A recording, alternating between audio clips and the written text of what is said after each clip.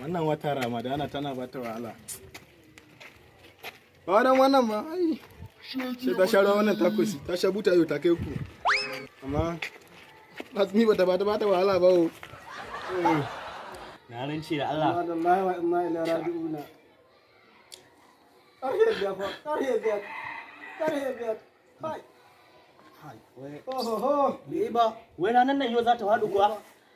Yau wallahi in na fara shan ruwa sai na sha duran 3 da rabi. Ko kuma dakatar da yau wannan ruwan cikina gaba ɗaya ya ƙare ƙasa. Ga kuma wahala azumi.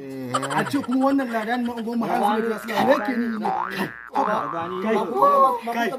Kuma da ni ladan. Yadda rabi za mun daura ma. Baka sani ba. Mun daura ma. Ai ana shan ruwa. Me har ya ci gon karon lai da sai Allah. Kai baka san wani abu ba. Ko ba san mu ya ci duran sanarwa. Wallahi duran 3 da rabi ne yanzu na fasa 4 da rabi. Allah irin mutanen masu hawa wani kwarya cikin ruwa. Arabi sidon ɗauka. Wallahi idan ni shiga cikin ruwan nan arabi koyi ni waje nake a kan da an sha ruwan te da waka kai niki wai idan ko ina ayyana min sa shanye ka ni wallahi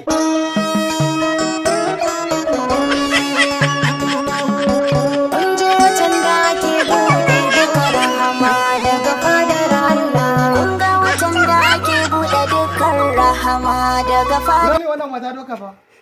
Ta sha wannan buta ta kai biyar mata wannan ba zuwa na su yi mata wahala ba.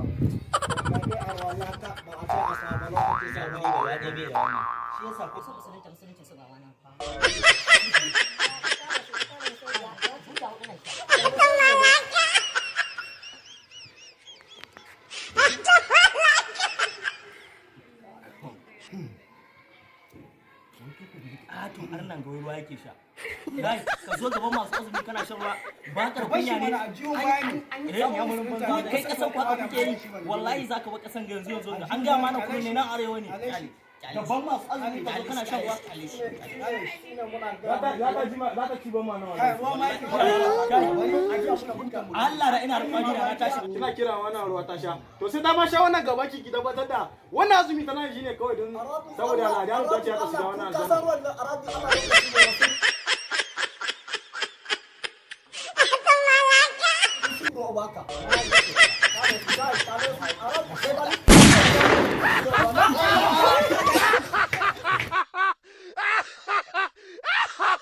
Ha